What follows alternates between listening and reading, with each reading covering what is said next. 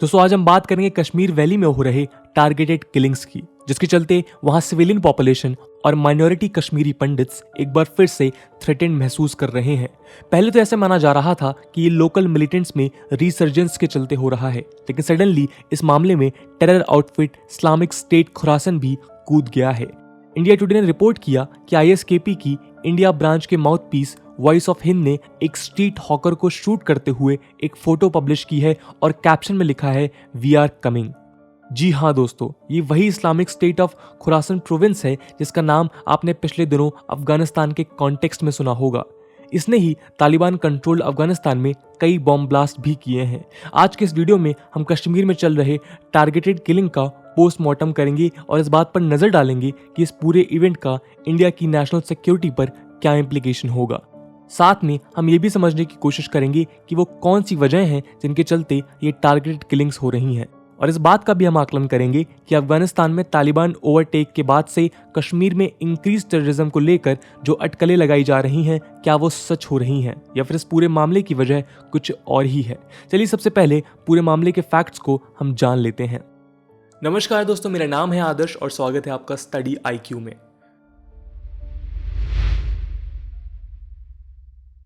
दोस्तों 1990s में जब कश्मीर में इंसर्जेंसी, सेपरेटिज्म और एक्सट्रीमिज्म चरम पर था, तब वहां के माइनॉरिटी कम्युनिटी कश्मीरी पंडित्स का एक्सोडस हुआ। इसमें लाखों कश्मीरी पंडित्स को एक्सट्रीमिज्म के चलते वायलेंट अटैक्स और इमिग्रेशन झेलना पड़ा। सिर्फ कुछ 800 फैमिलीज ने ही कश्मीर में स्टे बैक करने का डिसीजन लिया, ऐसा कुछ सोर्सेज बताते हैं। वहीं इस इवेंट के बाद कई बार कश्मीरी पंडित्स को कश्मीर वैली में रिहेबिलिटेट करने के एफर्ट्स होते रहे और कुछ रिकॉर्ड्स के अनुसार पिछले 10 सालों में कुछ 3800 हिंदू फैमिलीज को प्राइम मिनिस्टर्स रिहेबिलिटेशन पैकेज के तहत रिहेबिलिटेट भी करवाया गया था। इंडियन फोर्सेस के काउंटर इंसर्जेंसी एफर्ट्स के चलते वैली में कई सालों तक कंपैरेटिवली शांति भी रही, लेकिन लगभग 3 दशक बाद अब एक बार फिर कश्मीर में माहौल बिगड़ता हुआ दिख रहा है। एक रिपोर्ट के हिसाब से अक्टूबर 17 तक लगभग 9 सिविलियंस को मिलिटेंट्स ने मार दिया है। कुछ और रिपोर्ट्स के हिसाब से ये नंबर और भी ज्यादा है। खैर, इन 9 किलिंग्स में 6 माइनॉरिटीज थे, जिनमें 2 कश्मीरी पंडित, 2 बिहार के हिंदू माइग्रेंट वर्कर्स, एक यूपी से मुस्लिम माइग्रेंट वर्कर और एक सिख स्कूल टीचर थे। 9 में से 3 कश्मीरी मुस्लिम्स भी थे, लेकिन हिस्टोरिकल एक्सपीरियंस के चलते डर का माहौल है कि माइनॉरिटीज और नॉन लोकल्स को स्पेसिफिकली टारगेट किया जा रहा है। इसके अलावा इस नए वायलेंस में एक अजीब सा पैटर्न सामने आया है, जहां नॉन लोकल लेबर्स को स्पेसिफिकली टारगेट किया जा रहा है। कुलगम में बिहार के 2 लेबर्स को मिलिटेंट्स द्वारा शूट किया गया था। इसके पहले यूपी के एक कारपेंटर और बिहार के एक स्ट्रीट वेंडर पर भी पुलवामा और श्रीनगर में अटैक्स हुए थे। इसके चलते कश्मीर वैली में non local working class specifically डरी हुई है। चलिए अब इस नए तरीके के टारगेटेड किलिंग के कारणों का हम आकलन करते हैं। दोस्तों इन रिसेंट किलिंग्स का सबसे मेजर कारण राइजिंग इंसर्जेंसी और टेररिज्म बताया जा रहा है। रिसेंटली एक रिपोर्ट के हिसाब से सिविलियन किलिंग्स के स्टार्ट होने के 1 महीने पहले लश्कर-ए-तैयबा के ऑफशूट द रेजिस्टेंस फ्रंट यानी कि टीआरएफ ने एक डॉक्यूमेंट सर्कुलेट किया था, जिसमें how to target and boycott non locals in the valley locally as well as militarily की स्ट्रेटजी आउटलाइन की गई थी। ये बात इसलिए भी इंपॉर्टेंट है क्योंकि टीआरएफ ने रिसेंट किलिंग्स की रिस्पॉन्सिबिलिटी भी ली है। सितंबर में टीआरएफ का ये डॉक्यूमेंट टेलीग्राम और कश्मीर फाइट नाम के एक वीपीएन प्रोटेक्टेड ब्लॉग से मिला था। इसके हिसाब से टीआरएफ ने न सिर्फ उन सिविलियंस को टारगेट करने की बात की जो नॉन लोकल्स को उनका बिजनेस सेटअप करने में हेल्प कर रहे हैं, बल्कि उन ऑफिशियल्स को भी थ्रेटन किया जो नॉन लोकल्स को डोमिसाइल सर्टिफिकेट देने में मदद कर रहे हैं। नेशनल इन्वेस्टिगेशन एजेंसी ने अब इस डॉक्यूमेंट का कॉग्निसेंस लिया है और वो उन हैंडल्स को ट्रेस कर रही हैं जहां से ये डॉक्यूमेंट शेयर हुआ था। दोस्तों रिसेंट टारगेटेड किलिंग्स का लिंक आर्टिकल 370 के एब्रोगेशन से भी जोड़ा जा रहा है। इस बात को कश्मीरी पंडित संघर्ष समिति के प्रेसिडेंट संजय टिकू ने भी एक्सेप्ट किया और कहा है कि ये किलिंग्स आर्टिकल 370 के एब्रोगेशन का भी नतीजा है। दोस्तों आप जानते हैं कि 6 अगस्त 2019 को आर्टिकल 370 को एब्रोगेट कर दिया गया था और तब से इस बात की चर्चा होने लगी कि अब कश्मीर में आउटसाइडर्स को भी लैंड परचेज करने और सेटल होने की परमिशन मिलेगी। इस कॉन्टेक्स्ट में रिवाइज्ड लैंड लॉ बिल को इंट्रोड्यूस किया गया था। टीआरएफ का document revise land law bill को अपोज करने की बातें भी करता है, जिसके हिसाब से जम्मू एंड कश्मीर में अब नॉन लोकल्स भी लैंड खरीद सकते हैं। इस डॉक्यूमेंट में स्पेसिफिकली ये मेंशन्ड है कि जिस भी नॉन लोकल को नया डोमिसाइल सर्टिफिकेट प्रोवाइड किया जाएगा उसे जम्मू एंड कश्मीर का दुश्मन माना जाएगा और वो खुद अपनी लाइफ के लिए रिस्पॉन्सिबल होगा। इसके अलावा ये डॉक्यूमेंट लोकल कश्मीरीज को विजिलेंट बनाने के लिए भी प्रेरित करता है और कहता है कि लोकल कश्मीरीज इस बात का ध्यान रखें कि कोई भी लैंड किसी नॉन लोकल के पास ना जाए। इस बात पर भी ध्यान रखने की बात की है कि कोई नॉन लोकल किसी लोकल के साथ मिलकर कश्मीर में बिजनेस स्टैब्लिश ना करे। चौंका देने वाली बात तो ये है कि ये डॉक्यूमेंट उन Jammu and Kashmir police personnel को भी एनिमी बताता है जो so called anti Kashmir struggle activities में इन्वॉल्व हैं। इसके अलावा ये डॉक्यूमेंट नॉन लोकल्स के एजुकेशनल इंस्टीट्यूशन में admissions both as students and teachers को भी अपोज करने की बात करता है। दोस्तों, लश्कर का सिविलियंस और नॉन लोकल्स पर फोकस और उसका रिन्यूड विगर के साथ लोकल्स का सपोर्ट जुटाने की जद्दोजहद ये भी दिखाता है कि कहीं ना कहीं टेरर आउटफिट्स अब ऑर्गेनाइजेशनली वीक हो गए हैं। ऐसा इसलिए क्योंकि generally powerful outfits security forces को ही टारगेट करते हैं, क्योंकि सिक्योरिटी फोर्सेस को टारगेट करने के लिए रिसोर्सेज और फाइटर्स दोनों की जरूरत होती है, अनलाइक सिविलियंस। कॉन्फ्लिक्ट जोन में ये देखा गया है कि सिविलियंस पर टारगेटेड अटैक्स या तो तब होते हैं जब इंसर्जेंसी सोसाइटी में डीप रूटेड तरीके से फैल गई है और सिक्योरिटी फोर्सेस उसे कंट्रोल नहीं कर पा रही हैं, या फिर तब जब इंसर्जेंट्स कमजोर हो गए हैं। 1990s में सिविलियन अटैक्स राइजिंग इंसर्जेंसी और इंसर्जेंसी के स्पिल ओवर का नतीजा था, जहां रेडिकलाइजेशन अपने चरम पर था। लेकिन पिछले कुछ सालों में वैली में काउंटर इंसर्जेंसी ऑपरेशंस काफी सक्सेसफुल रहे हैं और फोर्सेस ने कई टेरर आउटफिट्स के कमांडर्स को मार गिराया है। इससे इस बात के चांसेस ज्यादा हैं कि लश्कर जैसे ग्रुप अब कमजोर हैं और सिविलियन पर अटैक उनके डेस्परेशन का नतीजा है। एक रिपोर्ट के हिसाब से जम्मू एंड कश्मीर पुलिस के सोर्सेज ने भी इस बात की आशंका जताई है कि सिविलियन किलिंग में स्पाइक मिलिटेंट्स की चेंज ऑफ स्ट्रेटजी को दिखाता है, जहां वो अब हाइब्रिड वॉरफेयर की तरफ बढ़ रहे हैं और सॉफ्ट टारगेट्स यानी सिविलियंस को अटैक कर रहे हैं with the help of their overground networks.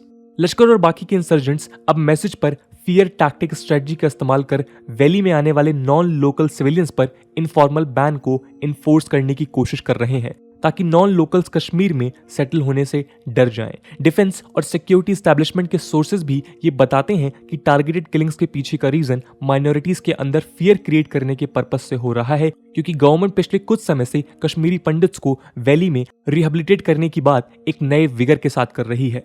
Government के कुछ स्टेप्स जैसे कश्मीरी माइग्रेंट्स की इमूवेबल प्रॉपर्टी से रिलेटेड ग्रीवेंस रिड्रेसल के लिए ऑनलाइन पोर्टल को लॉन्च करना और इंक्रीज्ड इनफ्लो ऑफ टूरिस्ट के चलते नॉर्मलसी का प्रोजेक्शन भी इस पूरे इवेंट का कारण माना जा रहा है।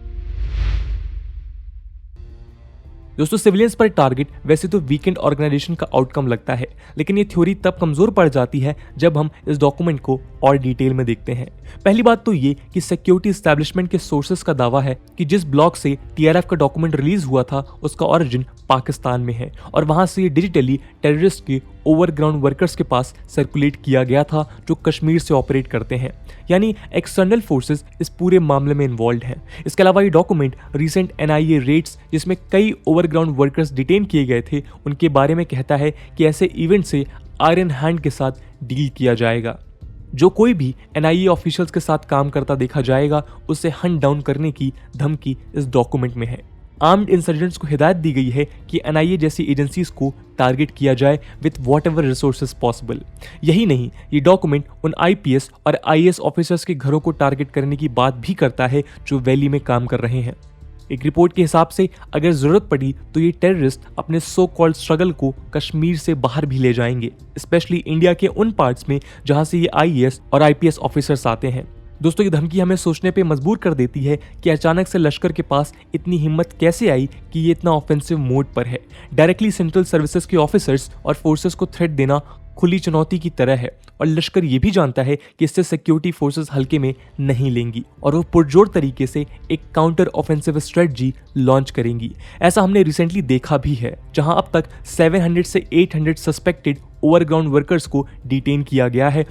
तो कुल मिलाकर बात यह है कि बिना किसी आउटसाइड रिन्यूड सपोर्ट के लश्कर ऐसे ओपन थ्रेट्स की हिम्मत कर नहीं सकता। ऐसे में इस्लामिक स्टेट खुरासन पर बात करना जरूरी है, जिसने इन किलिंग्स के दौरान वार्निंग इशू की है कि ऐसे और अटैक्स फ्यूचर में होंगे। हमने शुरुआत में वॉइस ऑफ हिंद में वी आर कमिंग नाम के कैप्शन की बात की थी, जो ISKP ने अपने माउथ पीस में लिखा था। कुछ दिन पहले सिक्योरिटी एजेंसीज ने कई ऐसे टेररिस्ट को पकड़ा भी था जो फेस्टिवल सीजन में ब्लास्ट करने के प्लान्स बना रहे थे।